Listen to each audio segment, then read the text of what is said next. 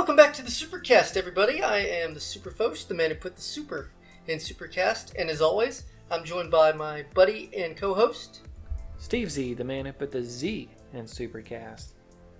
And we are bringing you guys a relatively new movie. In fact, it is pretty new, called JoJo Rabbit. And we look forward to talking about this movie. We both watched this yesterday, and man, is it a great film. We really enjoyed it, and can't wait to talk about it, kind of give you guys our impressions on it. But first, always, and we like to start the show with telling you guys that we do have a Spotify channel. So if you want to listen to not only this episode, but any of our previous episodes, just go to Spotify and search Supercast with a Z. And if you have a Facebook, we do also post our shows on a Facebook group, and it's called, surprise, surprise, Supercast with a Z. And Twitter. We have Twitter. We put our episodes on there too, but we also put on, like, if anything's going on with movies and that kind of thing. So we try to keep more than just our shows on there to engage with you guys. So we would really appreciate it if you guys liked us and shared all our episodes and just have fun with us, because as we've said time and time again, it's all about fun with us here on the Supercast, and that's what we're going to do today, because like I said, we really enjoyed JoJo Rabbit. Before we get into that, I do want to say one thing. At the time of this recording, yesterday, we lost one of my favorite actors in Ray Liotta, and do want to send our condolences to his family, friends, and everybody that's mourning his death. As I understand it, he was actually on location shooting a film in, I want to say the Bahamas, something like that. Man. And he died in his sleep. So, 67 years old, they said. I think I heard that right. So, Very unexpected. Definitely. I was not expecting that at all, and really sad to hear that, because one of our past episodes was Field of Dreams, which he plays the late great Shoeless Joe Jackson, and love that film. So, among others that he did, of course, Goodfellas and on. But what's your favorite Ray Liotta performance? Just to talk about that real quick here, Steve. Probably Goodfellas. I mean, that's the textbook answer, but that's probably it. And I guess Goodfellas is a funny movie to think about, just because I always think of the Good Feathers from Animaniacs. So whoever did that, they had a very good Ray Liotta impression. Yes, exactly. Yeah, it's funny, I never put that together as a kid. Great film, and that's probably the best way to keep his legacy alive. Put in your favorite Ray Liotta film. Watch that over the weekend. But let's move on to the main event. So we're talking about 2019 film JoJo Rabbit by the New Zealand director Taika Waititi. Are you familiar with any of his filmography? Other than the Thor movies, not really. Yeah, he's one that I've always liked. Even though the first film I watched by him, I didn't know it was him. Eagle versus Shark. It was like this sort of rom-com thing that was just very weird, as most of his films are. But he also, the one that really won me over was this movie called What We Do in the Shadows. It's like a vampire mockumentary. It's about all these vampires telling about their lives and all that stuff. But yeah, the Thor movie blew me away, and then I knew he was doing this movie. So his filmography is great. Definitely recommend any of his movies, because they're very funny for one thing, but they also have a lot of heart to them. They're not just funny for funny's sake, and I think this film definitely gets that across. I agree with you, man. I mean, the time I saw this trailer, the first trailer, I was instantly intrigued by this film. It sort of had a Mel Brooks, kind of feel to it a little bit, and so I was not expecting as much drama as was in the film, as we've discussed off the air. But by the way, guys, this movie is a couple years old, so we're just going to go ahead and say we'll try not to spoil everything, but we may spoil most of it, so you've been warned at this point. If you haven't seen JoJo Rabbit, please go see it, and then come back and listen to us rant about it for about 35 minutes or so. Yeah, and this is going to be one, we haven't done this in a while, but I think I'm going to have two cuts of this one. A spoiler light version and one that goes all the way. That's a good idea, sir. Very good idea. Just because, I mean, basically there's one scene in the film that if you know about this scene going in, it's just going to ruin the movie for you. So don't recommend that. Please don't. So go ahead, man. Set up the story for us so that we can get started. So JoJo Rabbit tells the story of Johannes Betzel, who is called JoJo is his nickname. And he also gets this nickname Rabbit, but we'll get to that later. But JoJo, he's your typical 10-year-old boy, except he's growing up in a not typical time. He is growing up in Nazi Germany, and he is actually part of an organization you guys have all heard about, the Hitler Youth. And his imaginary friend happens to be the Hitler himself, Adolf, played by Taika Waititi. And we meet JoJo. He's sitting there getting ready to go to camp, getting himself psyched up. Then Hitler shows up and says, "You can do this, boy," and just fires him up. He runs out into the streets. And this intro, what do you think about the "I want to hold your hand" montage? Like I said, I mean, there was nothing that could have prepared me for this film. I really don't think so. And to hear that, I mean, it was so surreal. It just kind of reminded, like I said, it kind of reminded me of Mel Brooks or even the Beatles, movies and stuff. I mean, it's a very surreal thing, and you don't really know, or at least I didn't know, if like this is reality or if this is in JoJo's head. You're just trying to kind of figure out, okay, what's going on here, and should I believe it, and is it really real? So, like I said, I was really surprised how much this movie, as we said before, changed tones. I mean, because you don't pick, you don't pick that up in the trailer, or at least I didn't. You'd think it was a straight comedy, and especially with Hitler, because speaking of Mel Brooks, he made the producer and had Hitler there, and I think the only way you can really get away with having a character like that is if it's funny, if it's sort of a comical thing. So I think there's a little bit of a gamble to put something like that on screen, especially nowadays. But yeah, man, this is thoroughly entertaining so far. Yeah, and I think that montage, like you're saying, it's very complicated because it's funny in one instance. You're laughing your head off. You're like, what the heck? But at the same time, it's going for something deeper. It's showing you that this is kind of what it was like. It was like Beatlemania. Everybody wanted to be part of the cool club. Everybody was following with the crowd. And that's kind of what we see in this film is sort of this weird thing where some of these people are good people, but they just got caught up in all this stuff. And we're not going to make excuses for Nazis or anything. It's just showing you that the Nazis that you see on Raiders of the Lost Ark doesn't totally get into what it was like in real life. That it is more complicated than that. Yes, there's definitely evil people, but we also have people that were persuaded by evil doctrines. So in this case, little kids. Little kids going to SS camp or Hitler Youth camp, learning how to be good Nazis and all that stuff. I mean, just think of how impressionable little kids can be, especially whenever they are given like uniforms to wear. They're told that this is the truth, this is it. So that's a big aspect of this film, and I think that opening montage gets us apart, just sort of the mania of the era. Well, I mean, it's easy to look at somebody like Adolf Hitler from our eyes, almost 100 years later, and go, yeah, he was bad, and all those Nazis were bad. But you got to think, you're a history teacher. I mean, at the time that Hitler came to power, and this is not a history lesson, but at the time that he came to power, Germany was pretty bad off at the point. So, anybody could have come in there and been like, hey, we're going to make things better. Anybody would be like, yeah, that's great. That's awesome. So, I mean, they had to put their faith in somebody. And unfortunately, that somebody was not the best choice. But they couldn't have predicted that. And I think that's something that you got to remember is Germans didn't just go, oh, Hitler, he's bad, but we're going to take him anyway. They were fooled as much as anybody else would, I think, in that situation. Don't you think? Definitely. I mean, that's why you have to study history, because if you're ignorant about that sort of facts and sort of the context of what's going on, then it doesn't make any sense. You're like, why would they ever go for that? Exactly. But yeah, they're caught up in it. Mm-hmm. They go to this camp, and from there we see, I don't know, a crazy transition happening for JoJo, because he kind of starts, even at that point, he's kind of at odds with himself. Yeah. He's realizing in this scene where they're burning books. Why am I burning books? since this is Meg. And right before that, there was like actually some war games going on where all the kids are like fighting and stuff. He's trying to avoid that as much as possible.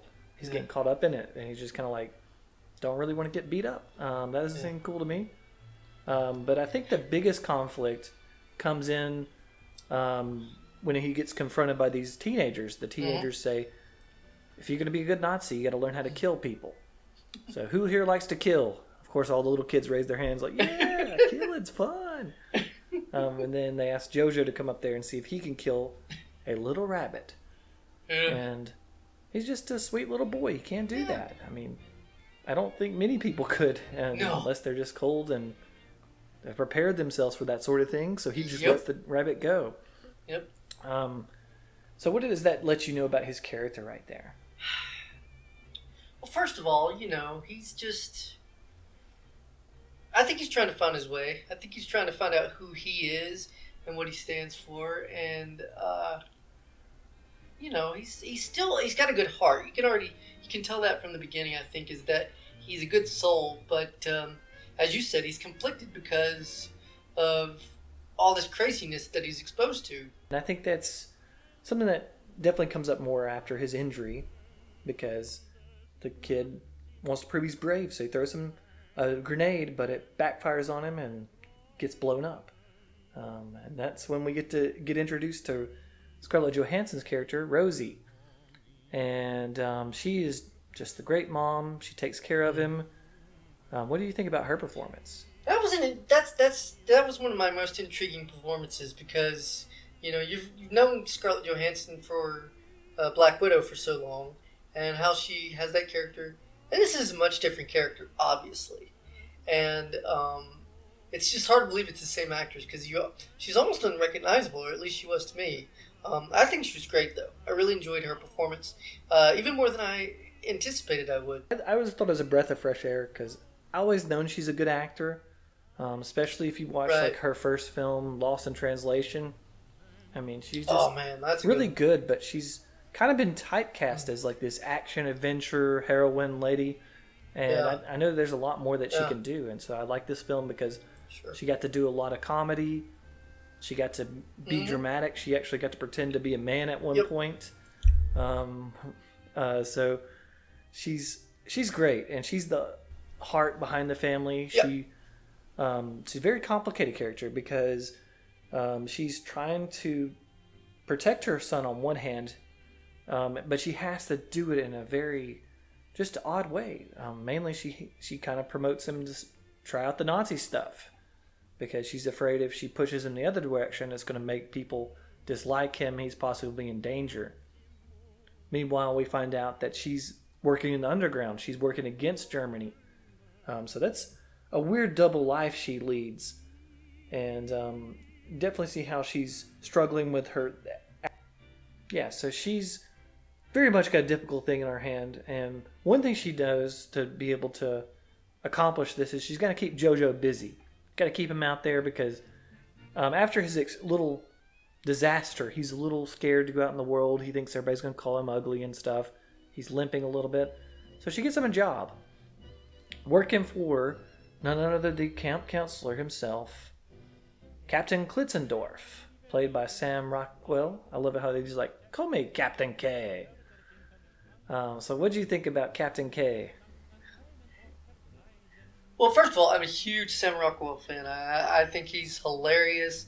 I think he's just a great actor. He's really good. And I don't know, and I don't mean this to sound bad, but it was almost like he was a live-action cartoon or something. Like, he was so over the top, and I loved every second of it. Like, it was just hilarious. And I found him quite intriguing. He's probably one of my other favorite characters. I think so, too. He's my favorite, I think, because not only is he funny, like you're saying, he's a live-action cartoon, but that is actually an act that he's putting on, of sorts. It's part of a coping mechanism, as in, this is the only way I can get through this life is by acting ridiculous. You notice he's drinking all the time, every time you see him, because he's not really on board the whole Germany thing. Even though he loves his country, he loves his people, he's not about what they're about, and he realizes this war is probably going to end them. So he kind of behind the scenes, undermining at the same time. He's got to do his duty, and if you we'll get into some scenes later, he's actually sort of the hero of the film. Yeah, he saves JoJo's life on two different occasions, and he's just an awesome guy. He's kind of like, with the absence of the father not being there, I think he's the closest thing that JoJo has to a father. So I agree with you. Sam Rockwell steals the show, balances humor with drama. He does, and I didn't expect that. Like, I really did not expect him to just, and maybe that's bad on my part because, like I said, I'm a huge fan of his.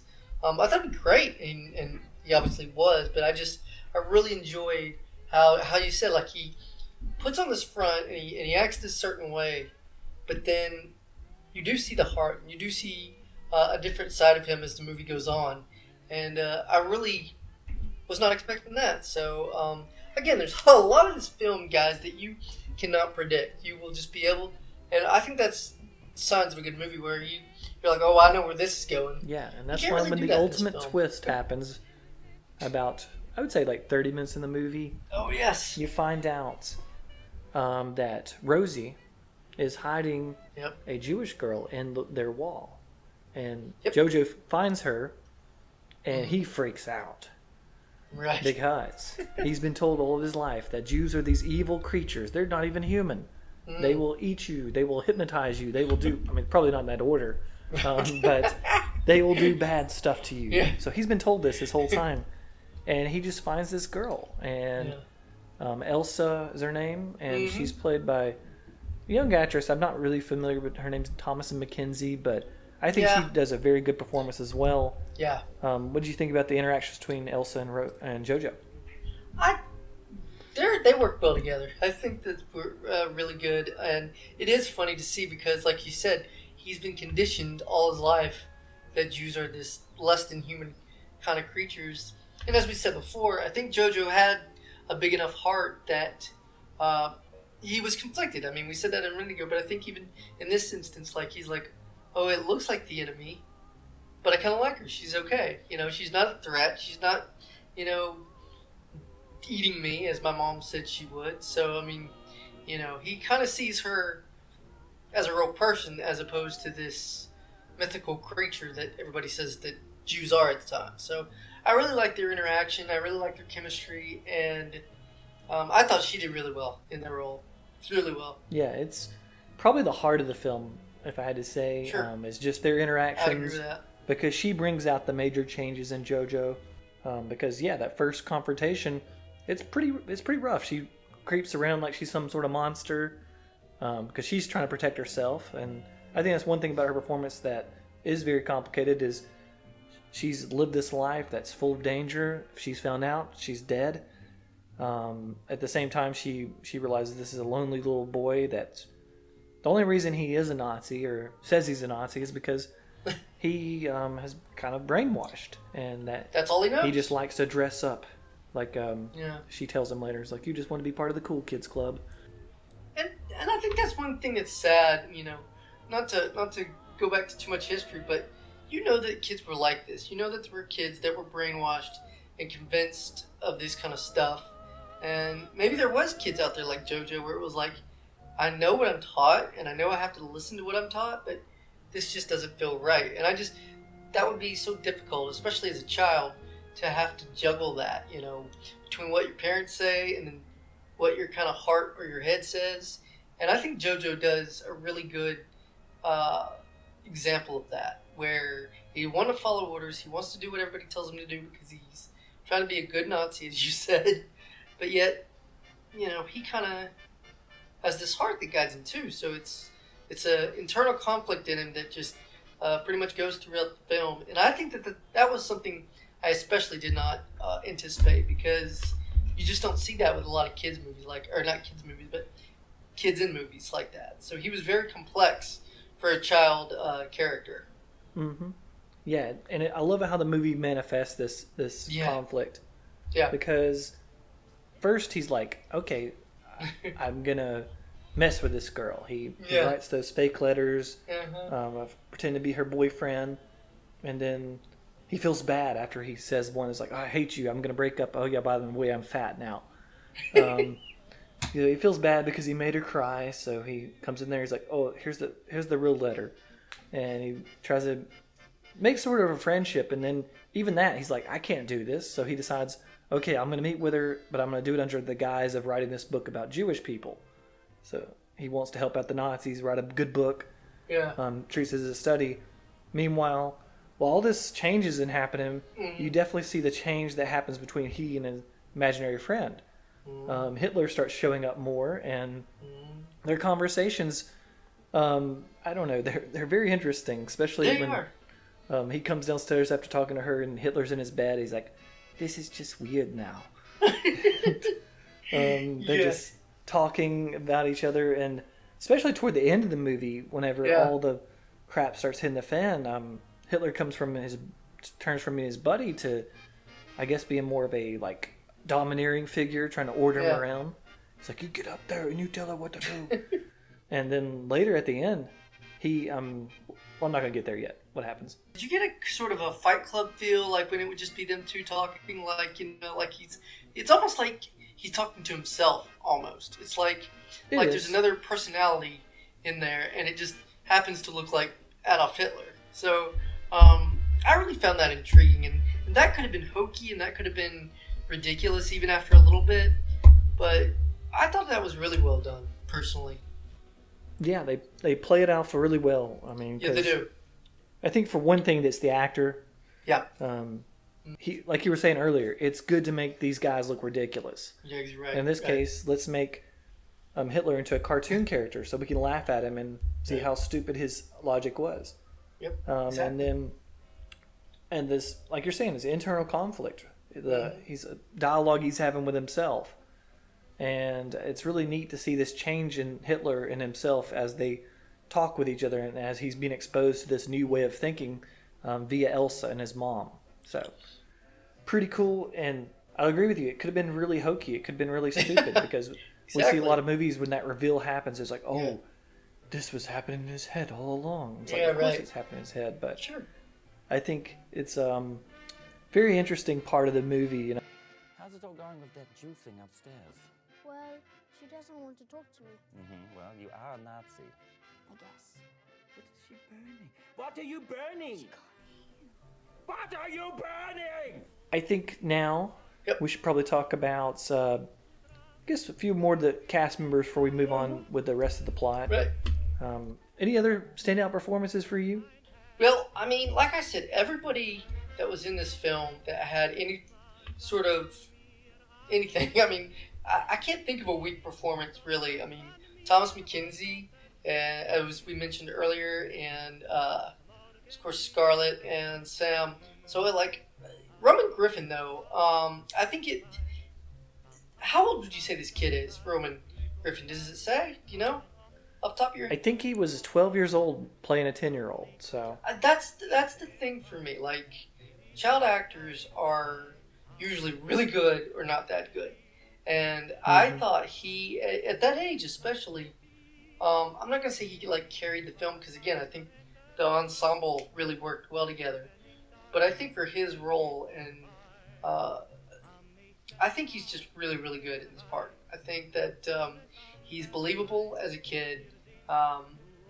The internal conflict, which we've gone over quite a bit now, is believable. The way he interprets it, the way he kind of second guesses himself and all that kind of thing. It sort of kind of reminded me of a younger version of Raul from Sound of Music, you know? Because when he kind of conflicted too a little bit, so... yeah. And again, like I said, that probably was not a uncommon thing back then for kids to go, well, this is wrong, they're telling me, but it doesn't seem that wrong, or whichever, you know? So, I really give kudos to the kid, because, yeah, you got ScarJo and Sam, and you expect great performances from them, and they usually pull it off. This kid, who I was not familiar with whatsoever, was really surprised how great he was. Really surprised. Yeah, he's got a lot of heavy lifting for a kid actor. Right, He's in pretty much every scene, and the whole story is told through his eyes and through what he sees, and Very big part of the film. So Definitely. awesome when you see child actors that can do stuff like this. But as you know, for every Christian Bale, there's like 15 Jake Lloyds. So luckily, our actor here, Roman Griffin Davis, it's got too many names. Roman, he's in the good actor club. I hope he has a very good career heading forward. And also, I think you got to give a lot of credit to Taika Waititi. I think his direction for the kid, I think, was really good. I think he knew how to kind of help him along and, get him to where, he's believable and all that we said earlier. So I think there is some credit to Taika Waititi, That's too, a good point. On how he helped this kid out a little bit. Good point, yeah. The director, in a comedy especially, is responsible for keeping everybody loose, and he seems like, from everything I've seen about him, that's kind of the way he runs his sets. It's like, we're going to have a lot of fun. He's a very funny guy, and I guess he looks even funnier when he's wearing a Hitler mustache. Oh my gosh, that was hilarious. I didn't know that was him till like halfway through the movie. Yeah. And I was like, who's playing Hitler? And then I looked it up and I was like, holy crap. Mm-hmm. That's hilarious. Yeah, it's crazy. The same guy that plays Korg is Hitler. Yep. So. Wouldn't have put those two together. The rest of the supporting cast I like a lot. I'm not the biggest Rebel Wilson fan, but I think she's really funny as the stand-in SS lady. She's funny in this, Also, Alfie Allen, old Theon Greyjoy makes an appearance. Yep. He's pretty funny. That's who that was. Okay, yeah. Yeah, I just like him as Freddie Finkel. I just love that name. I know. Freddie Finkel. Rolls off the tongue. But he's basically Captain K's sidekick. Yeah. So we got that, and then there is one terrifying character I have to bring up here, and this terrifying scene, and that's Stephen Merchant as the Gestapo agent. About halfway through, or I guess about 70% of the way through the film, we've been seeing all this kind of like, I guess like light conflict, just internal conflict. Right. But then we are quickly reminded of the exterior conflict. Yeah. The real threat that these conflict. Nazis have. Yeah. When the Gestapo show up. And they're searching the house. This is pretty suspenseful part of the film. Because you're like, oh man, how are they going to get out of this? They're going to find the hole. They're going to find her. Yeah. And they're looking around. Even Captain K shows up, and luckily he does. I don't know. This scene's very complicated. What are your thoughts on it? Well, first of all, it almost made me think that Tarantino came on set one day and directed this part. Because it just seemed very Tarantino-ish with the suspense. And that's what I glimmered from this. I was like, oh my gosh, this is straight out of a Tarantino film or something like that. Because it reminded me of the first scene in Bastards when Londa shows up at that house, and that one's really suspenseful, So yeah, that's a big compliment to the filmmakers of this, because I swear, this just it didn't fit the rest of the film, but that's a good thing. I think it was a really kind of a wake up to say, okay, yeah, this is funny, but this was serious business too. So really enjoyed that part. Yeah, I agree. And Merchant, he's just a weird looking guy. He's really tall and just kind of creepy. Yeah. So I think they picked a good actor to play this.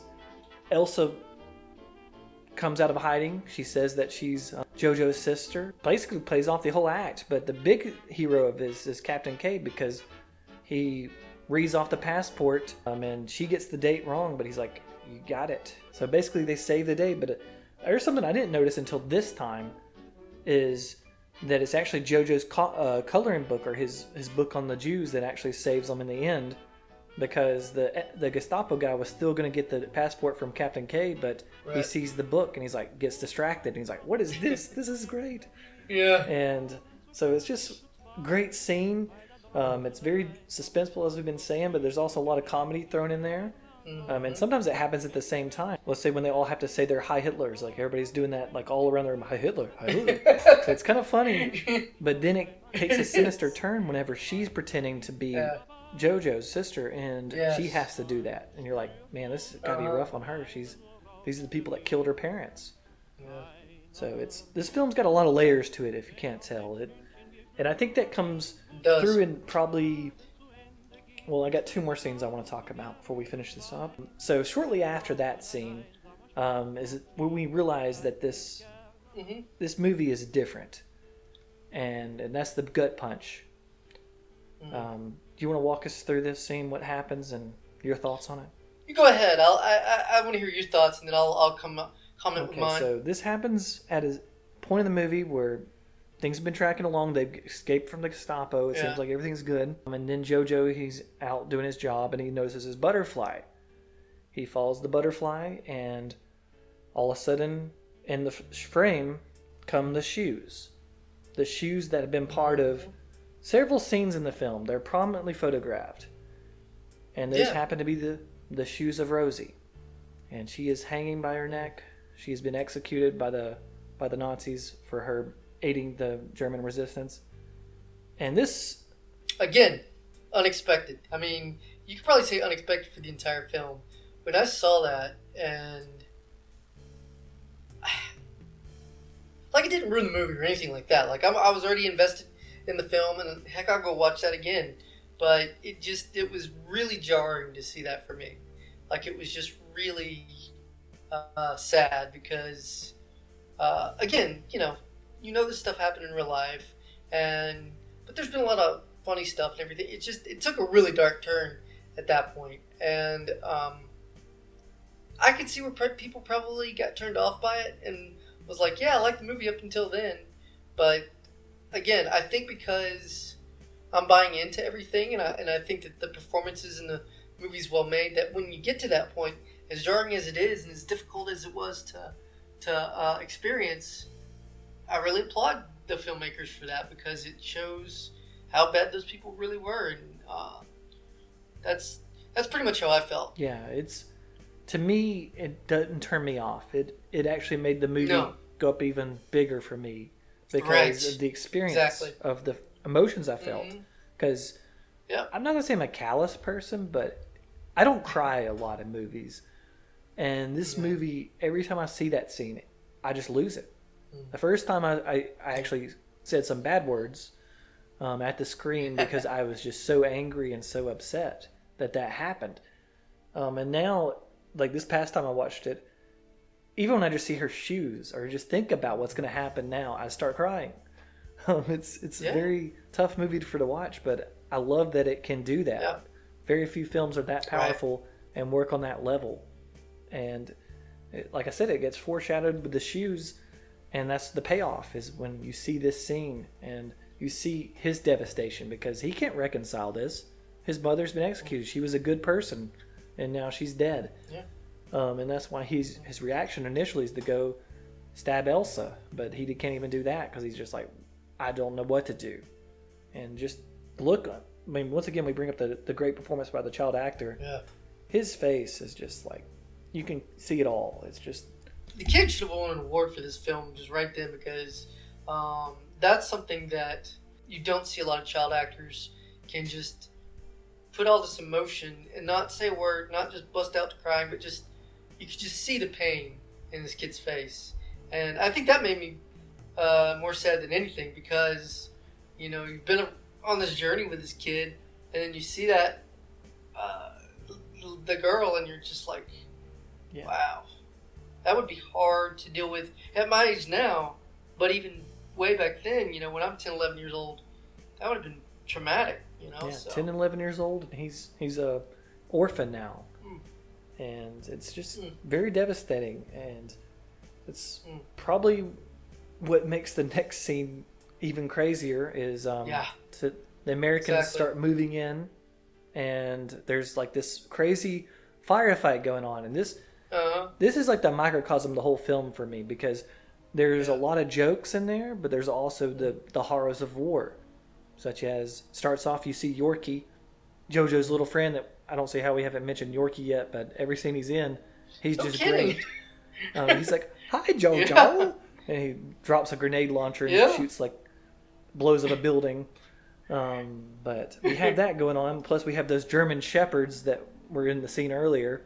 Yes. Shooting machine guns and stuff. It's just, that's awesome. But at the same time, we're seeing the devastation of war. And just these two things are being juxtaposed together within the same scene. And it's just what the whole movie is about to me. It's just this absurdity of the situation, the comedy, but also the devastation. Well, it's like I said, if you're going into this film to see an accurate representation of World War II, you're not going to get it, really. But what you do get, and I think what does this movie really get right, is the fact that this was a horrible, horrible situation, no doubt about it. And so, while there may be some inconsistencies or fantastical kind of thing going on, what this movie gets so right, though, is how it affected people and how it drove people, to do horrible things. And that's just sad. And I think this movie needs to be watched by people because I don't think we need to forget that time period. And I'm afraid, in a few more years, we might just forget, So I think this movie does a good job of reminding us, well, yeah, there's some funny stuff and, it's an entertaining film, to be sure. It's still a pretty serious subject matter. Yeah, it's very serious. Has a lot to say to us. I mean, you look at the terror that JoJo goes through, obviously, but think about Elsa. Her life, she's had to live up to this point, and that's what I think the final scene of the film is so great, because now she's finally out in the freedom, out in the world, and it goes back to the thing that I think Rosie talked about earlier in the film. Is like, life is tough. You're going to go through some terrible times, and that's why you have to dance. You have to and have joy in those times that are great. And that's the first thing they do when they get out to the doors after all this stuff they've gone through in the film. They play the Bowie music, and they're sitting there dancing in the street like idiots. And I don't know, this is another part of the film that I lose it on. I cry because I'm so happy this time. It was fantastic. Yeah, definitely. I mean, it goes back to what the great Rocky Balboa says to his son in the movie Rocky Balboa. It ain't about how hard you hit, it's about how hard you get hit and you keep going. I mean, they went through all this thing in the war and, unspeakable tragedy, but there they are, dancing in the street at the end because they just kept going. And, that's what we have to do in life. And, we're all going through a tough time right now, and there's a lot of stuff going on. And we're not a political show, so I won't get into that. But I think it's a good lesson from this film and others that it's okay to be happy. It's okay to feel joy in the midst of pain and sorrow, because we need to, because that's what's gonna get us out of bed in the morning and get us going again to have fun. And while yes, this movie does handle really dark subject matter, I think this is, at least from my view, and I think you would say the same thing, I think this is a fun enough movie that you can enjoy it, maybe learn something or just experience the war a little bit, but then also realize that learn the lessons of just keep going and just keep moving on. And like you said, when you get to the very end and they start dancing and that song comes on, I admit I got a little teared up too, because it was just like, man, what a journey. Yeah. And it just happens to be heroes, so that just and exactly. I must admit my David Bowie bias here. Just hearing that that's made cool, the movie just go up even more for me, because I was just like, there is no better way to end this movie. Every movie should end like this. I agree.